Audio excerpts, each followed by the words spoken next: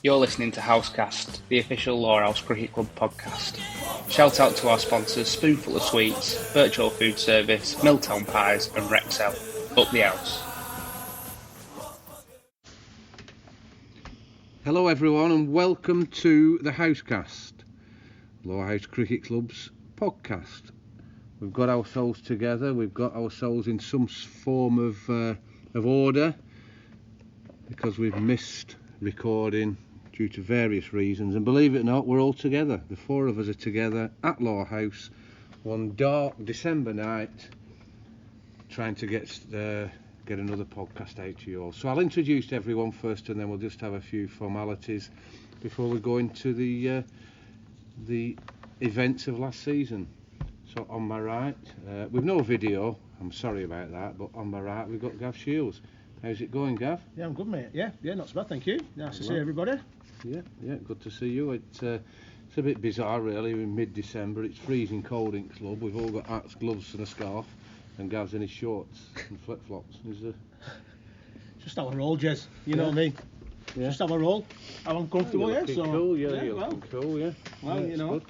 Clarets, are we? It's just going to be a tough season, mate. Really. Yeah.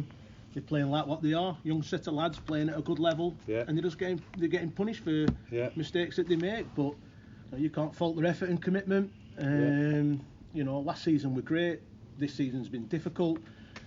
You know, it is frustrating, but you know, me myself, I just try and get behind them really. And I heard you, when we came to the club about half an hour ago, me and Gav's had 4 pints of Guinness already, and Stan were here, and a lovely conversation. You're not slagging them off, proper fans, get behind them, and what happens? That great year last year, and everyone's entitled to their opinion, Jez, aren't they? Everyone's entitled to their opinion. Of course they are.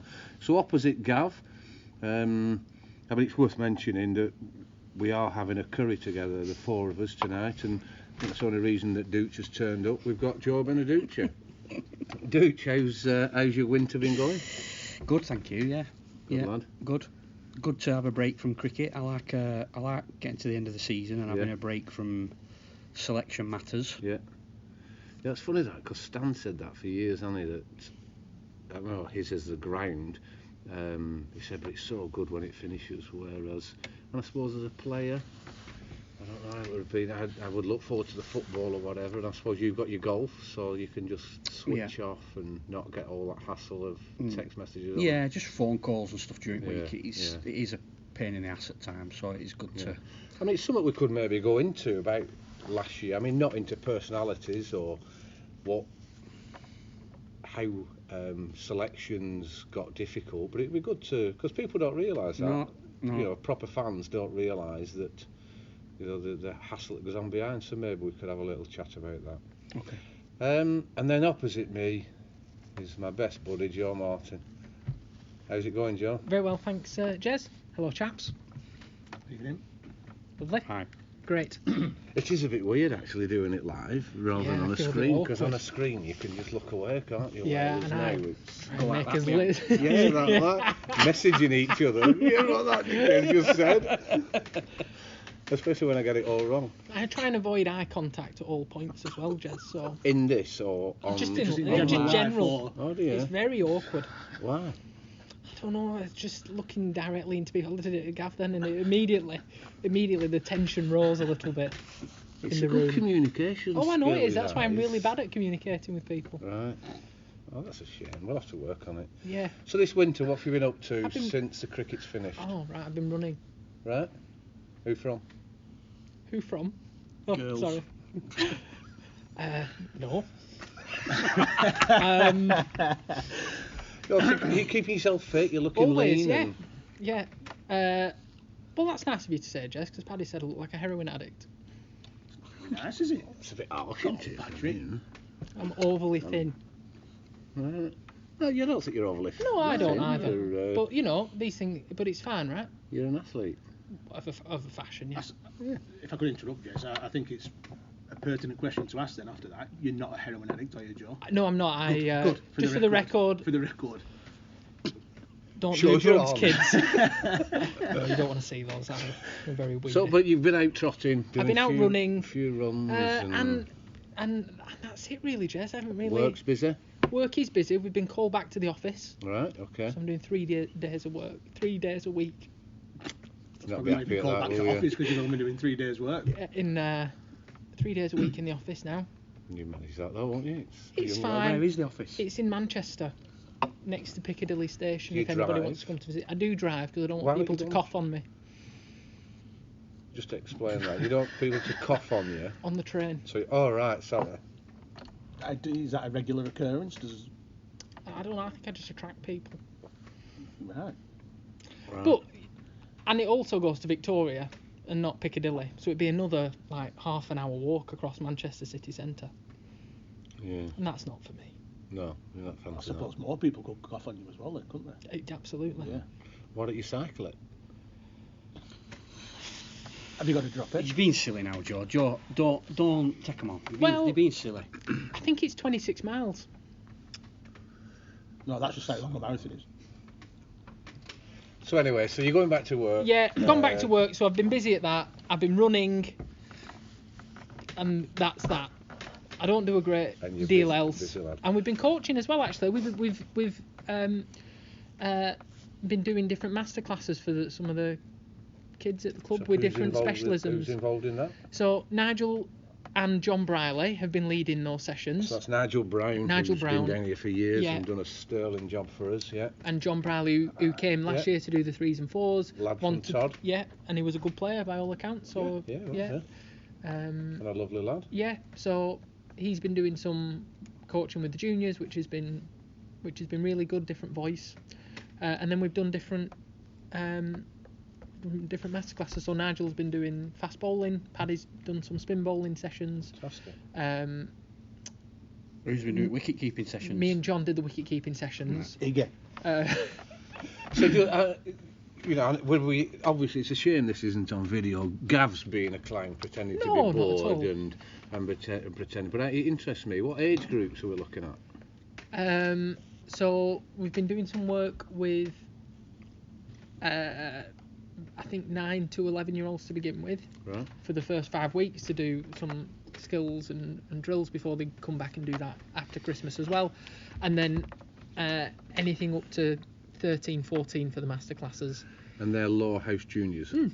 Fantastic. How many are involved? So we were quite selective this year with some of with those sessions. So we're probably looking 20 per session. Brilliant. Whereas after Christmas there'll be 40, 50 kids there on a Friday night. Right.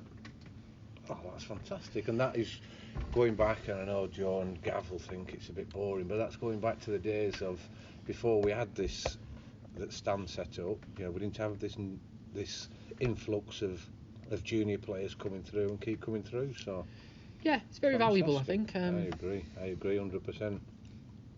So let's move on, because it's just me and you chatting here and these two have nodded off. So last year we're here to discuss the season that has just gone.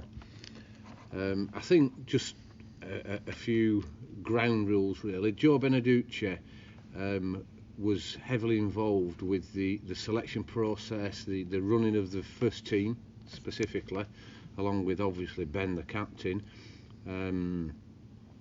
and Stan would have been involved with that process really. So I'm going to ask Joe first around what he thought about the season, how it went for him, how it went for the club and the players, and just to get his input on it. So Dooch, the floor's yours. Just tell us how it went for you. Well, obviously it ended in disappointing fashion, and that's the thing that we all remember. Yeah. Most freshly, if that's the right word. From around the time of the cup final towards the end of the season, there's no getting away from it. That was a fairly dramatic drop off in where we'd been prior to that. I think we were probably top of the league after the Darwin game, which was late July, was it, Joe, do you think, roughly? Yeah, possibly the start of August. Yeah. July, yeah. Start of August, yeah, because Ruan had gone home, hadn't he, when we played Darwin away. Yes. Because Pretorius did that game. Yeah. So, into August, we're still top of the league and in a cup final. and then 6 weeks later we've lost the cup final and finished about 6th. Yeah. Which does demonstrate the drop off that we had there. Difficult to put your finger on what happened there and why. We have had a few discussions internally as to what we think caused that. We haven't really come up with any concrete answers as to why. What's caused the change in form for that last 6 weeks. So yeah, disappointing end, but because we're Lowerhouse and we've been around for such a long time without really winning any trophies or anything like that, we have to remember we did get to a cup final. We got to a home cup final, which is an achievement in itself. Yeah. We were in the mix with probably 4 or 5 games to go in the league, which again, when you're starting out at the beginning of a season, those are goals that you're looking to achieve, aren't they? You don't want to be playing for nothing at the back end of the season. And all right, we were at the very, very back end of the season playing for nothing, but with 4 or 5 games to go, we're still in the throes of the league title, and we're in a cup final. So I think we do need to retain perspective about what the season meant for us, and what we actually got out of it.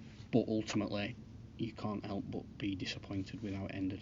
Yeah, I mean it's a fair summary, I think, that Dooch, and I think we'll come to Joe Martin, who obviously played all season, and see what his thoughts are. But I think it's worth, between us three, just airing a few views, and it's, I mean, we've got the league table up here, and what a credit to the league and the standard and the different, you look there from 7th, is it Todd, 151 points, and Burnley won it with 167. Yeah.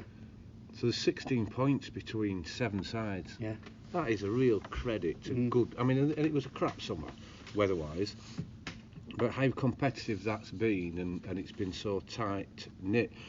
My view, and I'll come to Gav next. My view is I thought that there was a real good impetus to the start of the season. I felt that there was some real positivity. Ben looked in great nick. The pro looked a fantastic player. The bowling maybe we needed to look at a little bit, but the way Paddy's played over the last couple of seasons, I genuinely thought that the start we had, and then we had a bit of a blip, and I don't know, I've just convinced myself that we were going to come really good for the last third of the season, with the pro scoring 60, 70, averaging 60, 70 for the last 6 or 7 games, and it really, not really disappointed me. I think my expectations were a little bit higher, or a little bit too high, in that we were going to push on and win the cup and walk away with the league, and I don't think people supported Ben like they maybe should have done. I know it was difficult for him with the pro, and the way the pro was getting out, and I'm not criticising new shots, but I just think that a little bit more responsibility maybe from other senior players within that unit. We could have got, because when you look there, it's one victory really, isn't it? It's one victory takes you up 4, 5, 6 places, and then the odd bonus point thrown in is a difference between winning and losing the league. Gav, what your thoughts around those circumstances and what had gone on last season? What's your take on it? I think my take on it is, I think Joe used a great word, perspective.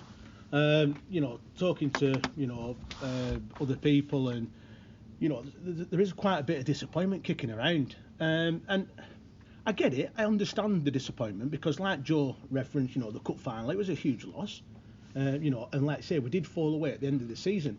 But when you look at it, for me as a supporter and a member, and coming on and watching, you've got to put. There are reasons for that. I don't think you can call last season a failure or be disappointed. At the end of the day, like's already been said, we got to a cup final and we went into the latter part of the season being in it with a chance to win the league, and you put the fact that neither pro really scored any runs. That's an important factor. Now, I know Ruan just started to look something real before he went, but if you look at the figures, that amateur batting lineup, to be fair, if they'd had a little bit more support, from either professional, I think you look at that league table that you've just said, I think that might look slightly different. Yeah. My sort of frustration was, as bowling points. I think it has been an issue that we need to work on. I really do.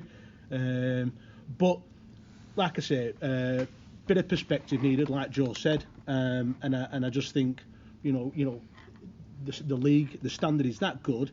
I think it's silly to expect to win it every single year, and there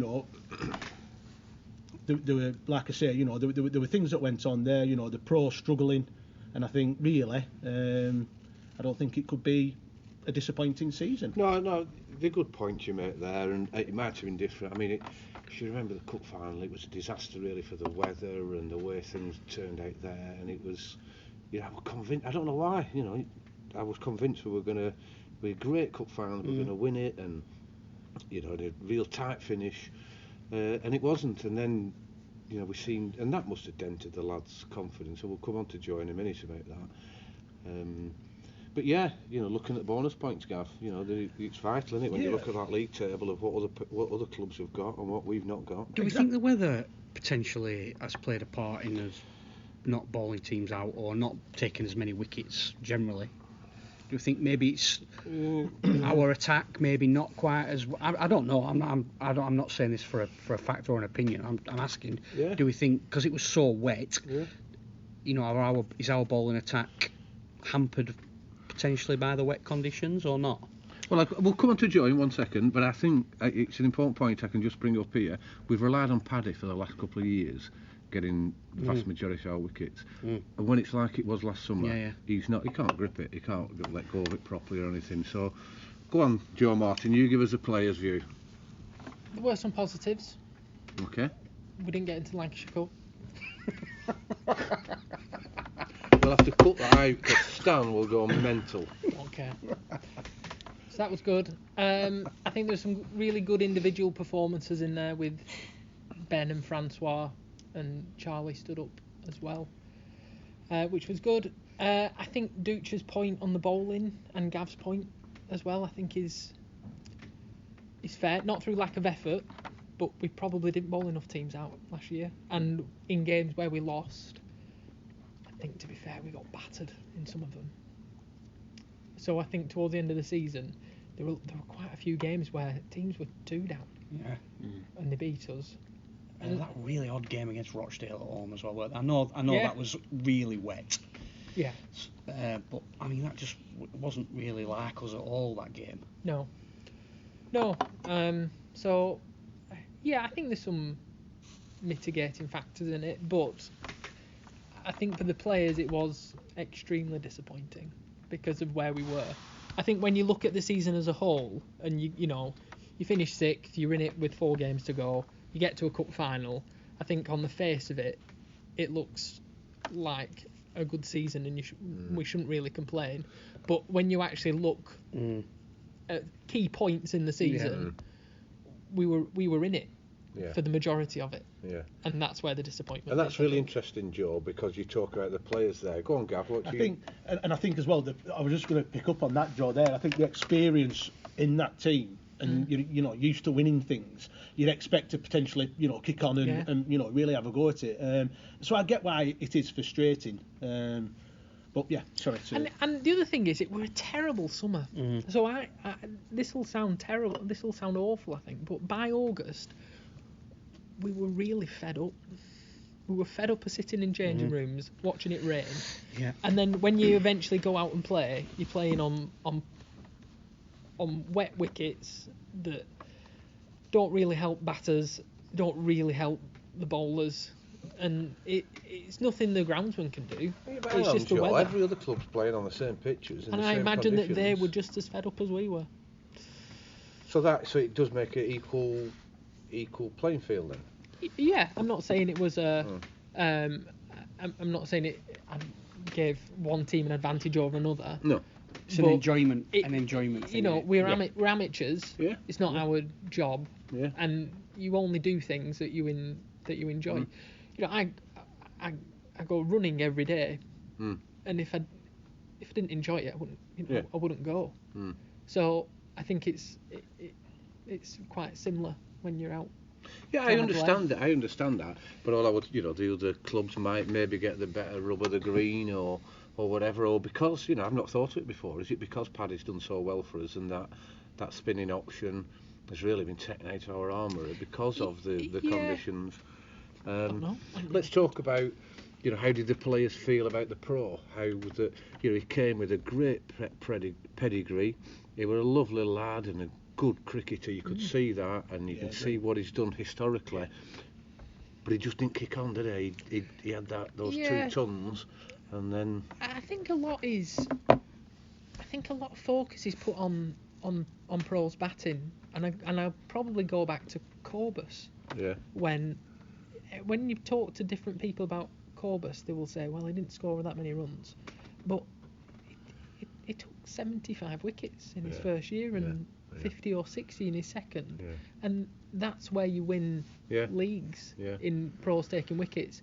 And Ruan's bowling was fantastic, and I think his batting he was getting used to the conditions at a time when, at the start of the season, he probably didn't need to score the runs because Ben was scoring them. Mm-hmm. And then I don't think Ben was out of form at any point in the season, but when he wasn't scoring the volume of runs he was at the start, Ruan was just coming into his own, and Francois was starting to score some runs as well. Yeah. So I honestly think if Ruan would have stayed, I think we'd have been really, really close. Yeah, do you think? Right, okay. So you think? I think we might have won it. I think we didn't really appreciate it. I don't think we didn't appreciate his bowling enough. Yeah. He won us quite a few games with the bowling. Yeah. In my opinion. And he was so passionate. Oh yeah. He was real fighter, fantastic fielder. I used to love that when he was bowling. I can't remember who used to do it on the Test match level. Where he'd bowl Harold Larwood. And he'd run. He'd keep running, wouldn't he? He'd come back and run back past him mid off and come back. Harold Larwood. Let's see if I can remember him. You played with him, didn't you? Well, he's out of striking distance today, you can tell that. Sorry, Jez. That's no, what said, no fault. Yeah, go on, sorry, Gav, were you... No. So, I mean, the Cup, obviously extremely disappointing. Lots of positives, I'll have it, from what you're saying there. And Francois, some of those knocks he played were fantastic. The one against Walston in particular was really impressive. Yeah, did he really go? He's looking older and older. How's he doing, the old fella? We all are. Yeah, we look to be struggling a little bit. How's he doing in the winter? Have you been in touch? Yeah, I speak to him quite a lot. I'm going to an escape room with him tomorrow. Okay, where's that at? Sorry. What's that? Me, Francois, Paddy and Dom Stewart is coming up, a former player, and we're going to an escape room. Right, where's that? In Rottenstall.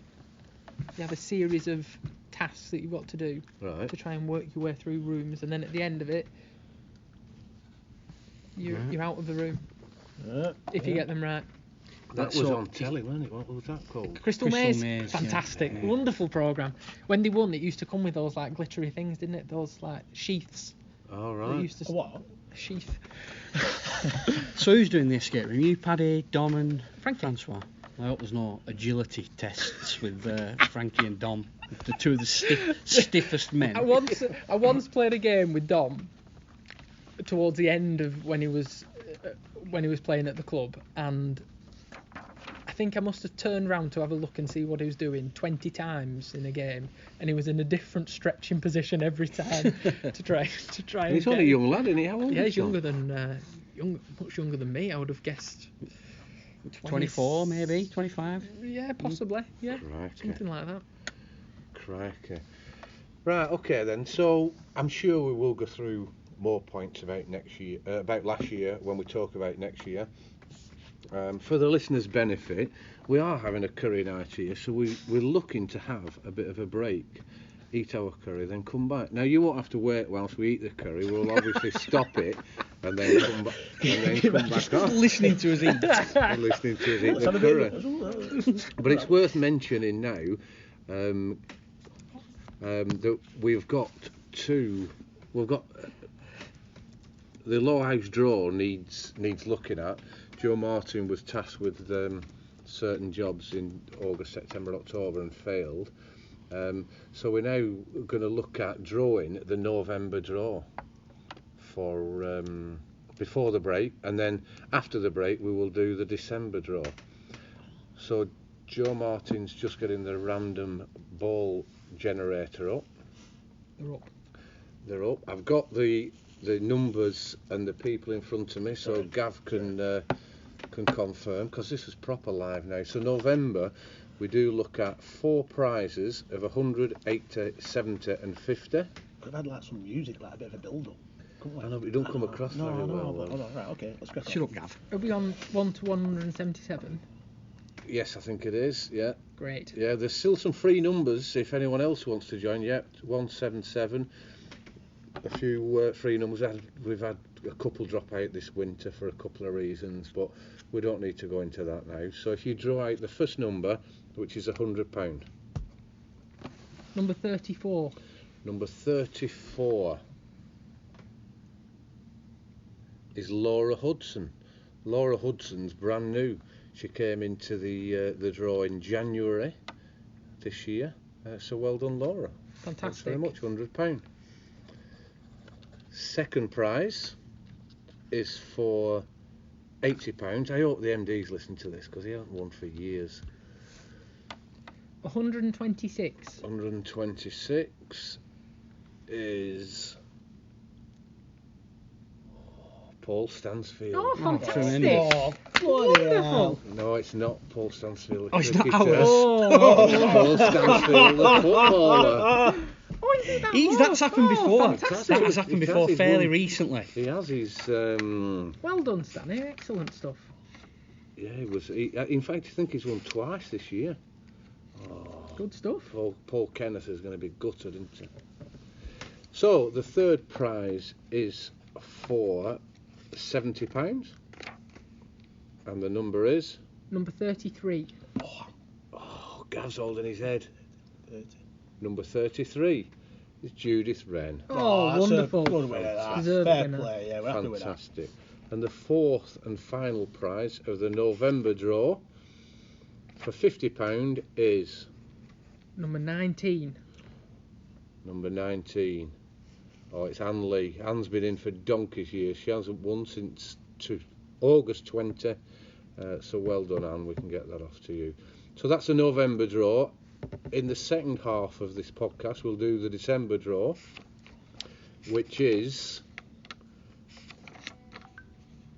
5 £100 prizes. Wow. Bumper. So Bumper, one might say, hopefully, Jez. yeah, bumper, yeah, 5 £100 prizes. So hopefully, someone in this room might win. That'd be it. But let's see. So we're going to break off whilst Joe goes and gets our curry, and then we'll come back on and talk about what's happening the rest of the winter and into the next season. Thank you all. Nicky and Charlie, Frank and Stan got stuck in a Waterloo. Charlie tossed one in the air and Frankie followed through. Well, here we go, the second part of this end of season, look forward to next season podcast from the Housecast guest. We've just finished our curry off, and Gav, any marks out of 10? Very good. Yeah, very solid, nice. Solid 7.5. Yeah. Joe Beneducci's still eating the leftovers that some of us have left. He ate all his, half of Joe Martin's, all my bread and Gav's chips. I didn't get any. You didn't get any chips, I didn't did get you? any of our none. None. None. None of them. Hey, go on, Joey boy. Hey! So anyway, we'll move on. This second half, we're going to talk about the coming season and just go through, what our thoughts are and any news that we might have to declare. But before we do, we're going to do the bumper Christmas draw. So this is for 5 times £100 prizes, which we do twice a year. And I know everyone's nervous here. Down the street. So, Joe, shake your balls up We're ready. and give me a number between 1 and 177, please. 122. 122 Have we already had that? No. Oh, good. is Lindsay Blezard. Oi! Hello, Linda. Linda Blezard. Money goes to money. I think his ice is full, isn't it? So I might have to put it in someone else's. Second prize again for £100, please, Joe. Ooh, 147. Oh, It's my ice-breaking snooker, that, Gav. Yeah, whatever. John Key. John Key, do you want a little bit of history? You're going to get it anyway. He is Simon O'Driscoll's uncle from Coventry Way, and probably in early 2000s he came up here for a weekend with Simon, came to watch cricket, got drunk, signed up for the draw, and still in it. Oh, excellent. Good lad. He has Good won. show. So well done, John. I'll get that posted off to you. Third prize, £100, please, Joe. Number 14. That's an early one. That's someone who's been in a long time. We'll let Gav announce it, and it is Adele Stansfield. Hey! So that's not Matthew, but it's Adele. Yeah. All right. He won't see any of that. Sorry, Stanny, but £100 to Adele Stansfield, the MD's wife. Fourth prize, £100. Number 16. Number 16. John the Doctor Proctor. John the Doctor Proctor. Wonderful. Well done, Proc. I'm sure everyone's aware Proc used to be a quality player that played for us. He don't come down much these days, but hopefully he'll come down and collect his £100 and buy Gav a pint. Top guy. Top guy. Top lad, yeah. Last prize for £100. The fifth prize of the December 2023 draw. The number is 153.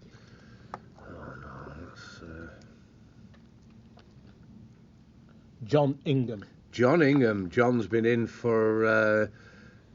He joined in December 20. I think he wanned in August 22. So well done, John. So that concludes the December draw. Thanks very much, Joe, for shaking him around and Never a problem. getting them out for us. So let's move on to. Is there anyone who's thought of anything else they want to discuss about last year over? It's not. I nearly said dinner over tea. That they want to just clarify or bring up. Or, No. Yeah, I might have been a bit harsh with, being quite disappointed. I just, I did think we were going to do a little bit more, but c'est la vie. We'll. I think it's fair with where we were, Jess. Yeah. No, Fair reflection. So this coming season, Joe Martin, is there any plans afoot yet for the preparation for it, for training? Is boxing going on? Is there any? No, we're a bit old for that now, Jess. Oh yeah. And I was useless too. What happened with that? What do you mean? With the boxing? What was it that you weren't so good at? What? Punching. Defending. Taking punches. Just not him. I'm a pacifist, Jess. Right. So Don't believe in fighting. Diplomacy is for me. Yeah.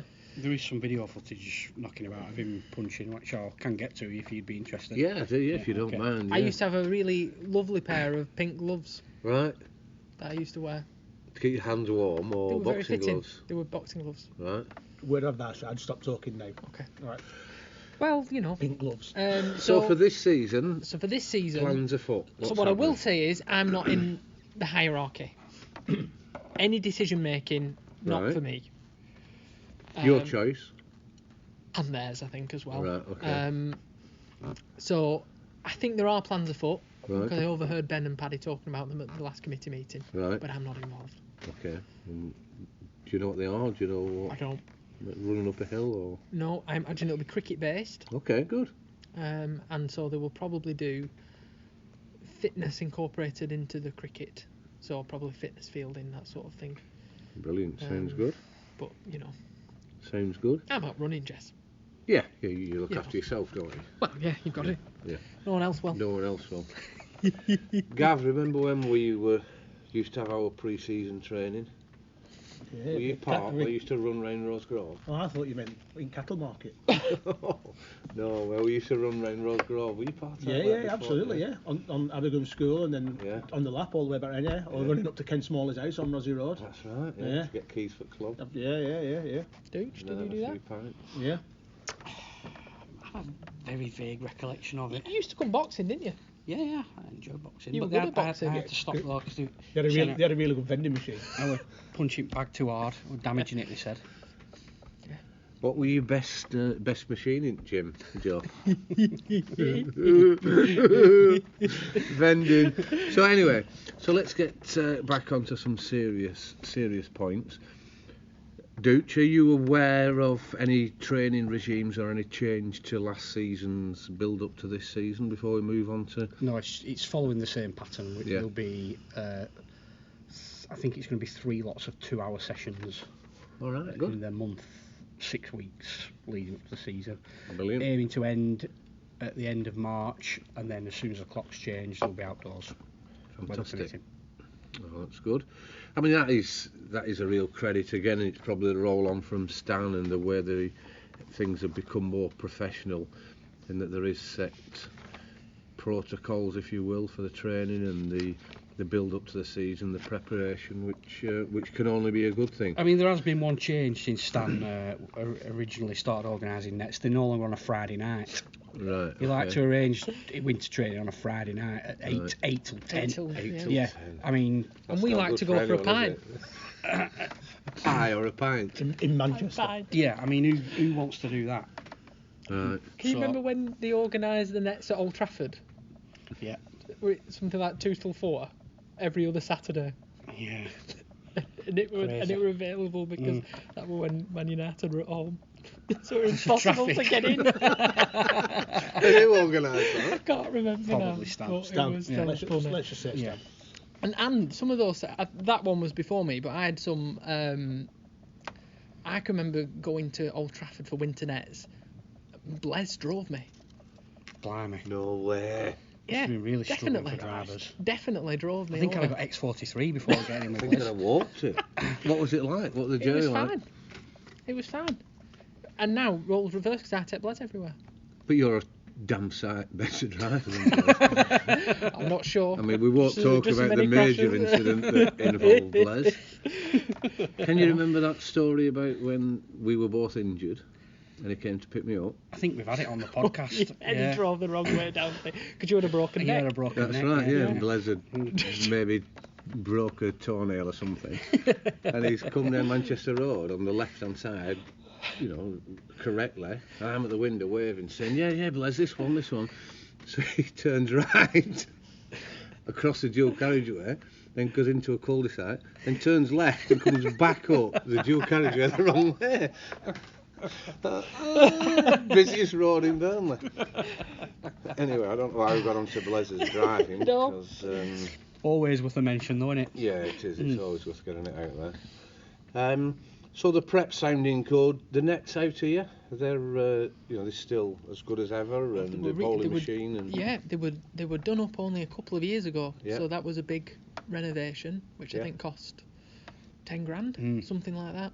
And they are excellent now. I think probably the next thing that we'll need doing after the potential tower that's being built is I think they'll probably need relaying at some point. The actual surfaces. But it's so, when you think, when it all, I mean, how long have they been here now then? Since 2009, I think. And what a Oh, superb, great facility. Yeah. That it's got that. It's good quality. It bounces. It does what it needs to do. There's enough lanes and the bowling machines. That's all. Yeah, that was a new one last year. Yeah, new bowling machine last year. Yeah. They're on a stand. Yeah, you have to be careful with them, don't you? We had. I don't know if we hired one. Can you remember that? And we put it in outfield and we used to fire it up in the air. 100 mile an hour. And that's how we kept having to re-elect to stay at Lancashire League. Different attitudes back then, Joe. It was big style, yeah, big style. So we move on to I think it's a little bit of breaking news that we are now allowed to tell people. We weren't sure if we could go through it, but we just had a message through from the managing director that we can break this news. And I think, Dooch, it's only fitting that it goes over to you as to what the news is. So you might have seen that, unfortunately, Ruan de Swart is not coming back next year. We've known about that for a little while now, a week or so, 2 weeks maybe. And we can announce on the Housecast we have signed a new professional. Oh, fantastic. Come on, who is it? His name is Sach Bachav. Sach Bachav, okay. Yeah. Satyajit is his proper first name, but he goes by Sach. Fantastic. He's an Indian left-arm spinner who's had 3 years in the UK club cricket previously. He's got very good stats, bat and ball, which you'll be able to see when we share his details with you in the coming days on the socials. But yeah, we're very happy. First Asian pro that we've had for quite a while. Yeah. But we're very excited to have him. Brilliant. So he's played over in the UK previously. Where's he played? He's played 2 seasons at Birkenhead Good in the standard. Liverpool comp. Yeah. And 1 season in the Barnsley League. Right. Not sure which club it was, but it was Right. one of the clubs in Right. in that league, which again is a very strong league. Yeah. Premier League. Yeah. Yeah, he's got very, very good first-class pedigree. Bowls a lot of overs for his stateside in India. Appears to be their main spinner. As you can imagine, they've got quite a large talent pool. So if he's the number 1 spinner in a stateside over there, he's obviously doing something right. Well, that's great. So yeah, news. everything looks good. We're very happy with it. And he signed the contract, and that'll be.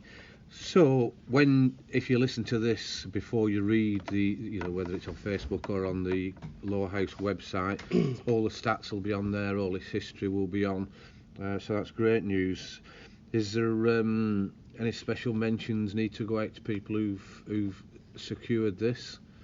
Well, there's a couple of agents, but the vast majority of the work in selecting the pro is done within a little subcommittee at the club, which Matthew heads up, and he's got a little team of helpers helping him do that, which is good. It's like Santa. Paddy's done some sterling work with stats and things like that, which I suspect Joe might have given him a little chuck up with at some stage. I might have done the formula for it. And obviously Ben, as captain's got quite a heavy say in it, but just a tiny little bit on selection of the professional.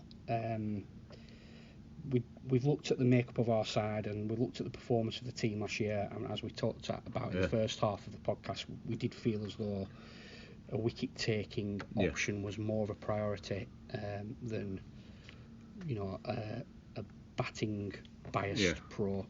This lad can bat, but his strength is his bowling, which we feel as though that was of a greater need in the team in the way that it is shaping up at the moment.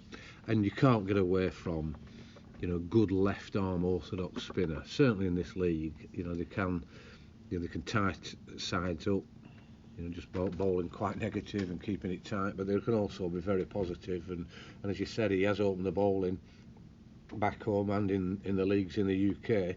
So that sounds a fantastic signing. He got 94 wickets for Birkenhead in 2021, which is a remarkable return. So we do have high hopes. Fantastic. That's great news. Thinking, I don't know, Gav, if we can Prabhakar possibly the last. Yeah. We were talking about that before we started, and that was the only one I could remember. Yeah, and then obviously Curti before that, a few sub-pros that have been from over in India or Pakistan or Bangladesh. But fantastic, that's great news. It's exciting. I'll look forward to seeing him bowl on some nice turning tracks that are all nice and dry, and him at one end and your brother at the other end, Joe. Yeah, fantastic. Turning it the other way. So what's your thoughts about being stood up to, first of all, a left arm round? I don't have a great track record with left arm spinners. No. I think the last, except for Pazza, we had a sub-pro called Jawat Khan, who was not impressed with the wicketkeeper Was he of not? that particular day, and neither was Blaise because he had to keep running for the ball behind. And did he say anything to you? I think he said, "What is this?" Quite a few times. Right. And then when we'd taken a wicket, he had to bowl him out because they weren't going to catch it. Right. And then I said, "I'm doing my best." And he said, "Oh no." Oh no. I mean, that's a little bit. And again, I can go back to the old days. I don't know if you two, Gav and Joe, were actually playing, but we went through a period of when Higgy finished and Scotty stopped.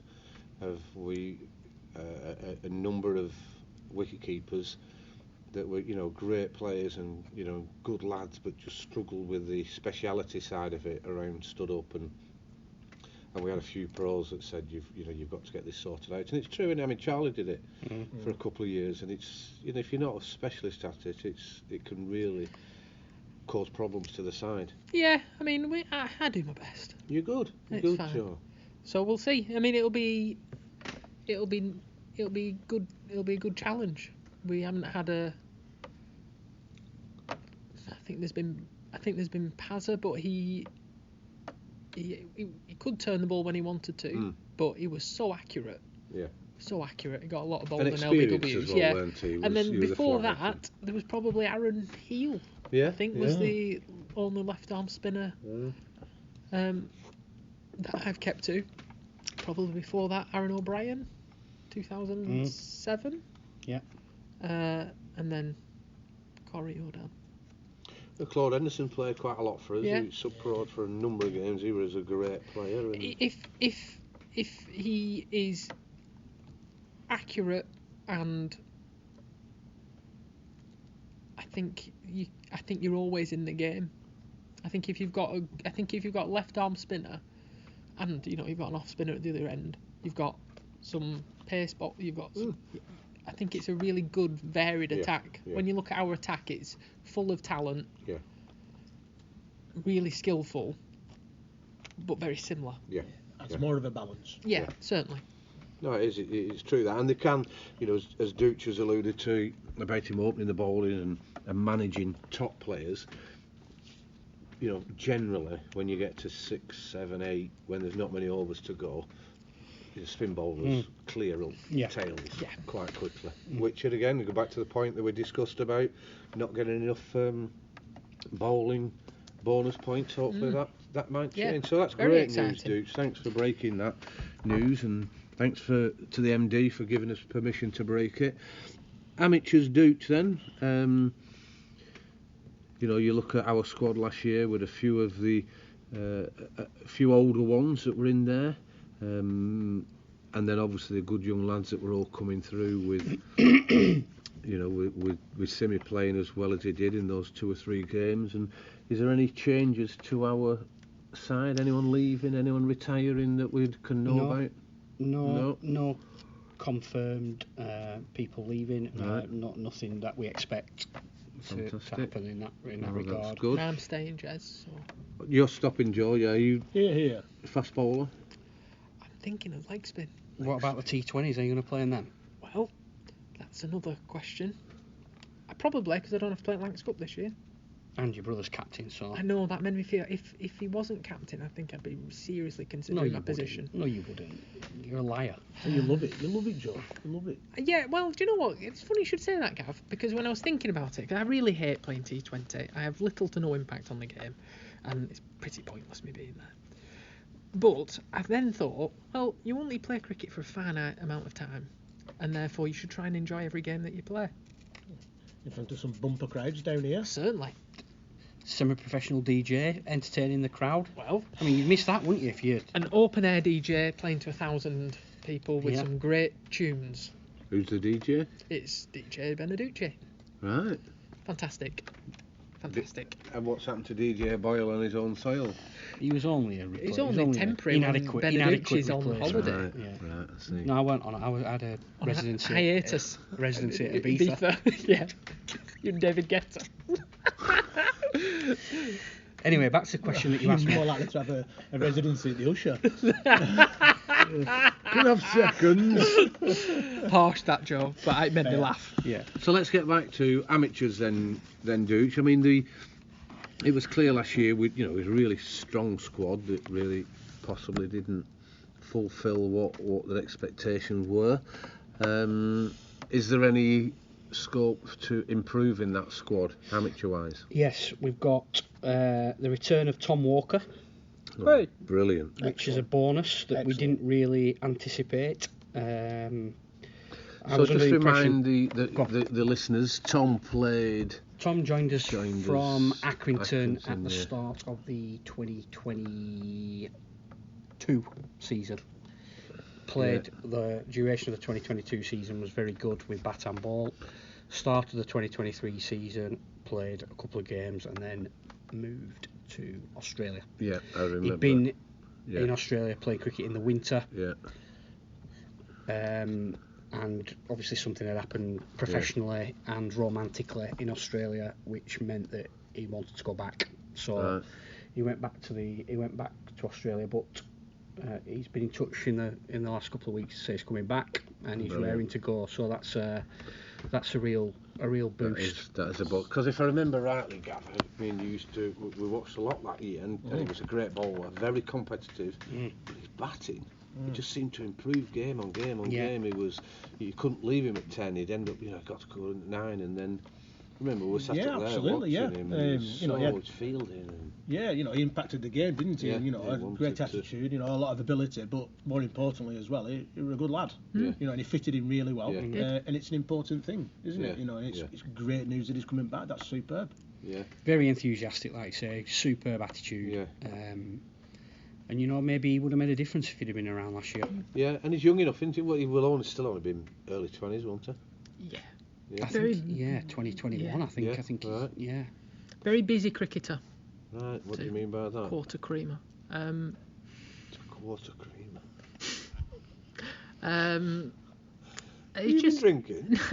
No, I haven't. I think I might be a bit dehydrated actually. That curry was hot. I think he's just something's always happening. You always think when he's bowling, he's trying to take wickets. When he's batting, he's always looking to rotate the strike. When you say it's always happening, he's trying to make it happen, as opposed to some people who just talent or just luck. But he tries to change things. No, what's he like in changing room?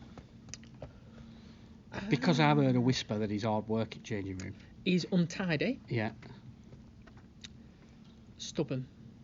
Right. Use that how you like. Well, give us an example. What do you mean by that? He leaves his clothes around. He leaves his clothes everywhere. And his pads. He never has any whites. I offered him so mine, what is he playing but then? just skins. I think he's still got Charlie's whites. He has. I don't think he has any. And he's also no, he doesn't. He had one pair of whites that Charlie said you can't wear those, so he gave him some of those ones. Right. But I don't think it matters. It's not how I would pack my bag. I really don't think that were a factor in whether we were going to come back and start the practice back. Oh, certainly not. No, I don't think anybody was really bothered about that. But just as a kind of assessment of what happens in the changing room, as someone who is quite particular of where my stuff goes, Tom, is a bit more laissez-faire. So do you, if you go to an away ground, do you make sure you're at opposite end at changing room? Just anywhere. Right. Away from Tom, I mean. All right, yeah. Yeah. Certainly. Yeah. So, Joe, is there any other news? No, we're still working on a couple of things. Yeah. One of which is pretty much done, but not 100% ratified, so I can't share. And one other that we're quite hopeful of as well. Excellent. But again, too early to say. Excellent. That's positive though, isn't it? We're not really a kind of. We don't have a lot of churn, do we usually, in the team? No.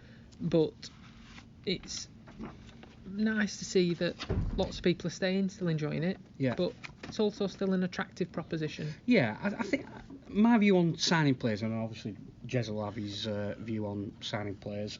I think the odd one here and there. Yeah. Helps keep it fresh. New ideas. Obviously, it helps if they're young. Can add a bit of freshness, fresh legs in the field. So yeah, I'm in favour of an odd signing here and there. I know Jez has obviously got his view on signing players, but he's a dinosaur, isn't he? So you know. No. I think it's good for the twos as well, actually, because it means that they've got something to work towards almost. You know, if you sign a few players, the standard goes up in the first team, which in theory should make the standard go up in the second team too. Yeah. If they keep working hard, should be all right. I mean, it's just a different animal now, isn't it, of the way that players move and what's wrong with it. There's nothing wrong. I understand what you're getting at, Dooch. And it just never happened in our day, really, for moving from club to club. I'm going to ask that, Jez, whether because the teams that I can remember from the 90s, obviously that wasn't not before then, but the teams from the 90s, there wasn't a lot of change, majority homegrown players. Was there ever any conversations with players that you wanted to bring in, or this is our team, these are our mates that we all play together? I can't remember us approaching or asking anyone. Really? How did the Mark Whelan signing come about? Oh, interesting. I mean, that was Matt, wasn't it? Matt, my brother Matt did that. He was playing at Worley. I think Matt had a friend who played at Worley, and Mark was falling out with everyone, so he came across. And I remember there were like Paul Webb, who were in Cops and the police, and he'd played over at St Anne's, and he'd moved to Burnley, and he came in. So it was more moving around. As far as, I mean, not actively going after somebody. No, not from here. I can't remember any. Stan might be able to remember a few.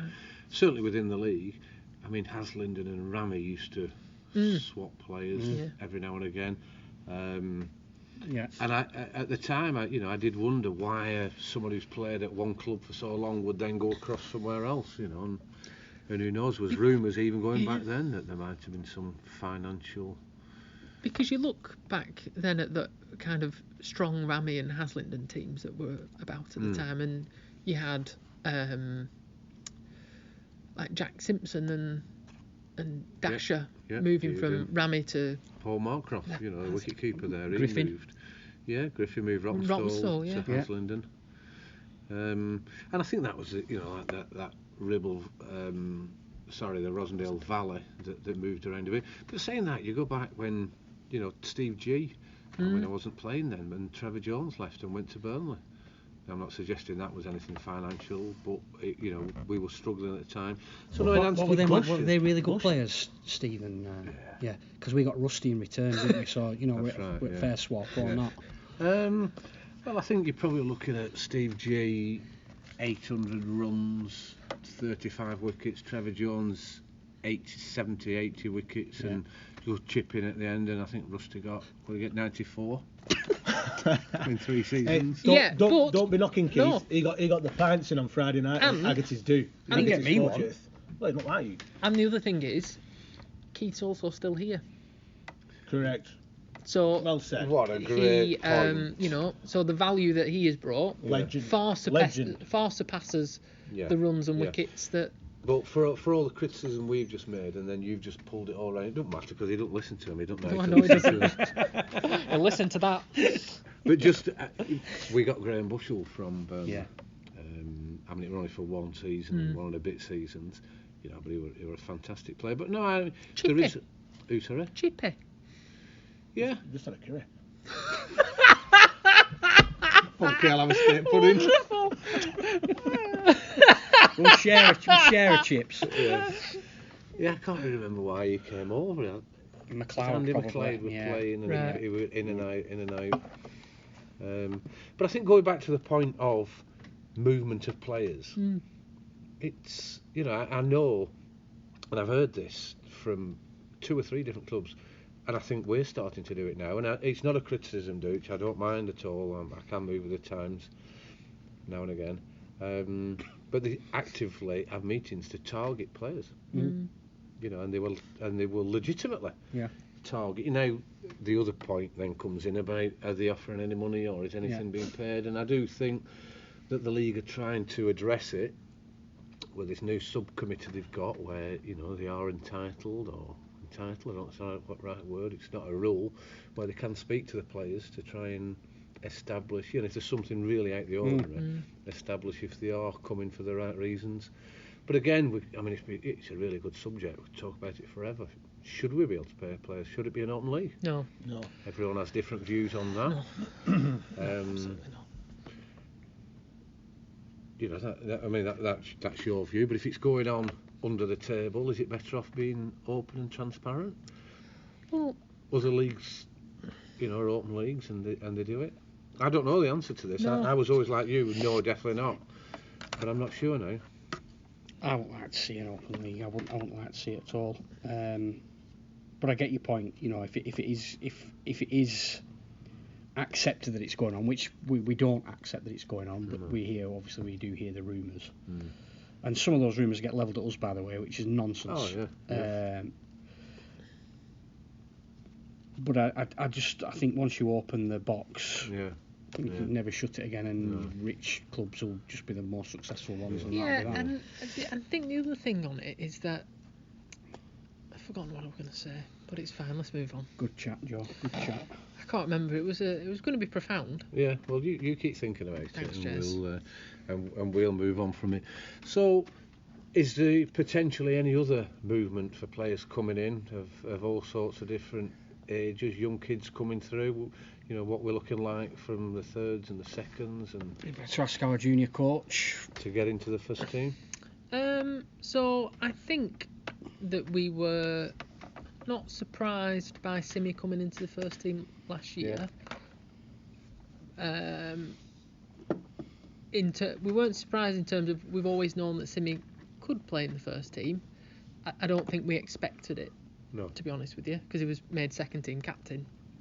But did fantastically when he came in, added quite a lot of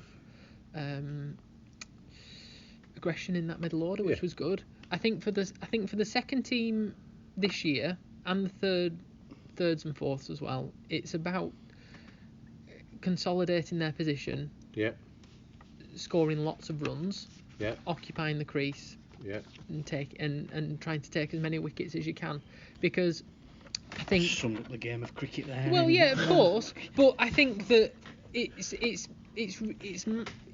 a massive difference coming into the first team if you've scored 700 runs than if you're coming in with 250, 300 runs and sort of thinking that you're going to be in the first team. And also, now the second team we've got in the first division, thankfully they've maintained that position. It just makes you stronger cricketers. That if you get in, your average is going up, and you're winning. Sorry to interrupt there, but second team cricket is senior cricket. Definitely. And what's senior cricket all about? Yeah. It's about winning. Yeah. Fourth 11 is where we have development. Yeah. Third 11, that's development cricket. Yeah. I don't buy into that. Second 11 cricket, first team cricket, you win. You play to win. It's as simple as that. Yeah. Yeah, I agree. And I think I do think the best way to win is if you get players that stand up and score 100. I mean, I'd like to. Yeah. I would love to know when the last second team century was. Yeah, I think you might find I got one in 1979 at Rishton. That's just wonderful. You just have one, Jez. Not two. What was your where did you score majority of your runs? Because you're quite a classic player, weren't you then? Yeah, it was French tickle. Yeah, of course. What make of bat did you use? Did they have makes of bats then, or were they just? Yeah, they did. Yeah, I had. I've still got it actually. I bought it at flea market in Burnley.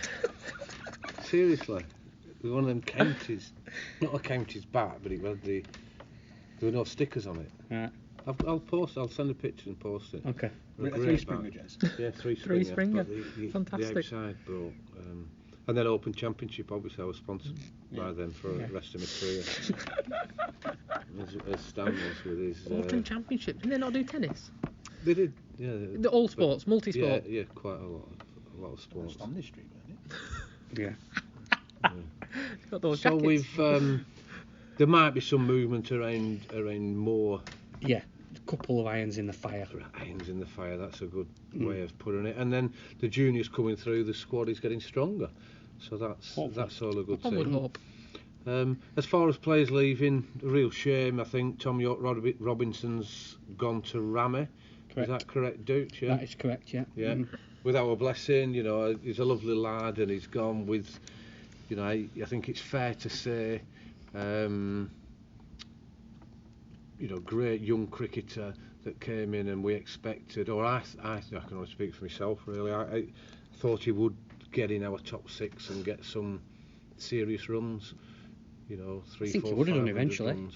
Yeah. Didn't help with the way the summer was and the conditions of that. But we wish him well. Availability was another issue. Yeah, missed a few games for work, which is fair fine, enough. that happens, doesn't it? Yeah. He was never going to be sort of penalised for that in terms of selection, but he just found it hard to get back into the swing of things and what have you. I mean, T20s would have been a great opportunity for Tom, but he, unfortunately, he was working a lot of those games. And injured quite a bit as well. He'd been back for a lot of the season. Well, let's hope he gets through those injuries and he gets to Ramy and gets a few runs, as long as they're not against us, or gets a few wickets, and then see how his career goes from there.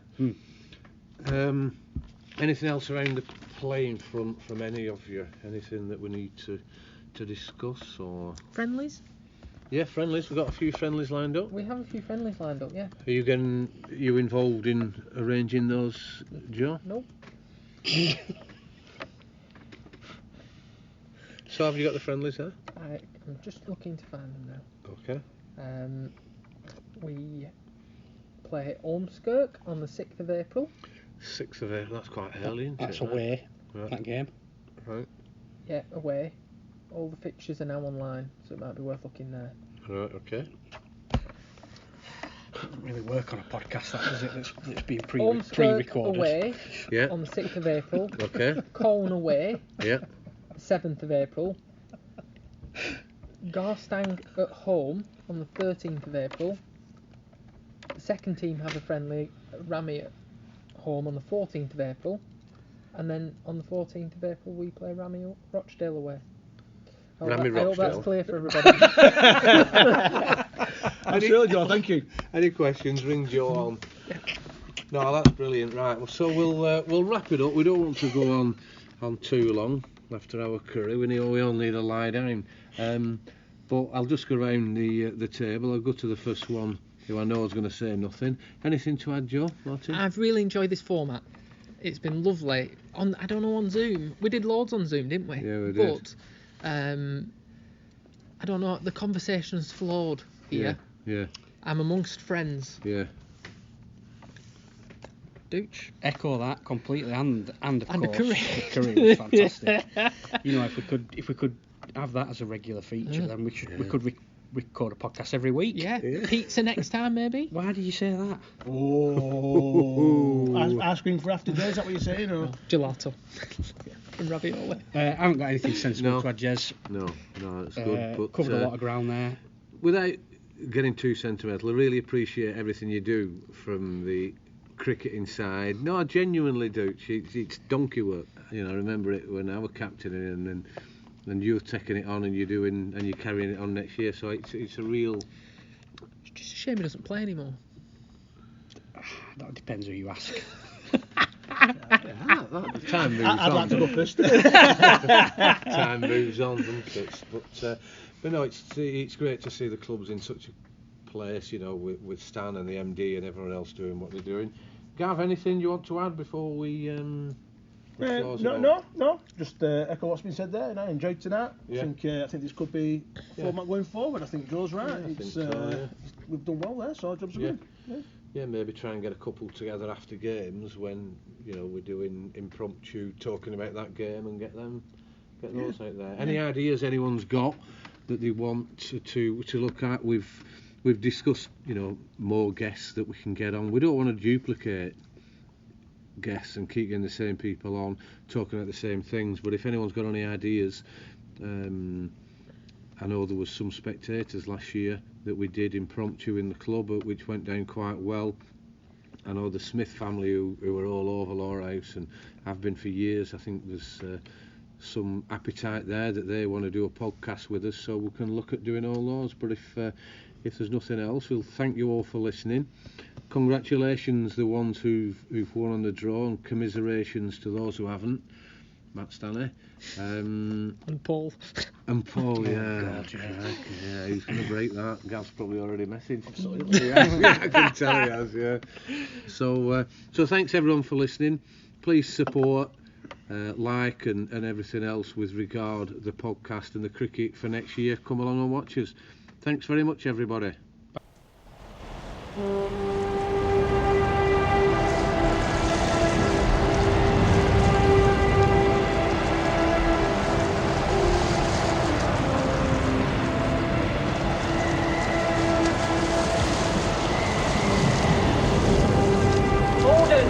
Order! Send more house to save the house!